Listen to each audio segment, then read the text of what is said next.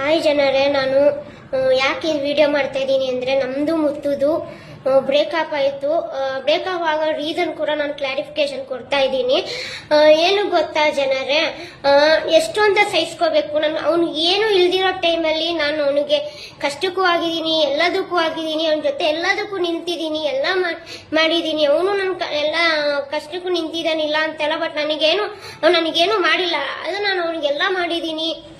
ಪ್ರತಿಯೊಂದು ಎಲ್ಲ ತರ ಮಾಡಿ ಅವನು ನನಗೆ ಎಲ್ಲರ ಮುಂದೆ ಅವಮಾನ ಮಾಡೋದು, ಲೈವ್ ಅಲ್ಲಿ ಬಂದು ಸಿಂಪತಿ ಗಿಡಿಸ್ಕೊಂತೀನಿ ಅಂತೆಲ್ಲ ಮಾತು ಹೇಳೋದು. ನಾನು ಸಿಂಪತಿಯಿಂದ ಬಂದು ಇಲ್ಲ ಅಂತ ಎಲ್ಲರಿಗೂ ಗೊತ್ತಿದೆ. ನಾನು ಯಾರಿಂದ ಬಂದಿದ್ದೀನಿ, ಏನ್ ಮಾಡಿದ್ದೀನಿ ಎಲ್ಲ ಗೊತ್ತಿದೆ.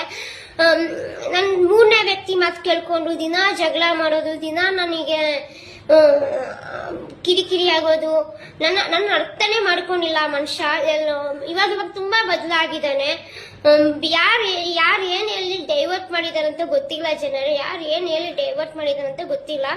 ಆದ್ರೆ ನನಗೆ ತುಂಬಾ ಬೇಜಾರಾಗಿದ್ದು ವಿಷಯ ಏನಂದ್ರೆ,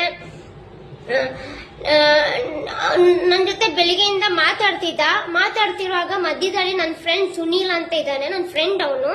ನನಗೂ ಅವನು ಯಾವ ಸಂಬಂಧನೂ ಇಲ್ಲ, ಬರೀ ಫ್ರೆಂಡ್ಶಿಪ್ ಅಷ್ಟೇ. ನಾನು ಒಳ್ಳೆ ಫ್ರೆಂಡ್ ಅಷ್ಟೇ, ಲವರ್ಸ್ ಅಲ್ಲ, ನಾವು ಫ್ರೆಂಡ್ ಅಷ್ಟೇ. ಸುನೀಲ್, ಈ ವಿಡಿಯೋ ಪರವಾಗಿ ನಾನು ಸಾರಿ ಕೇಳ್ತಿದ್ದೀನಿ.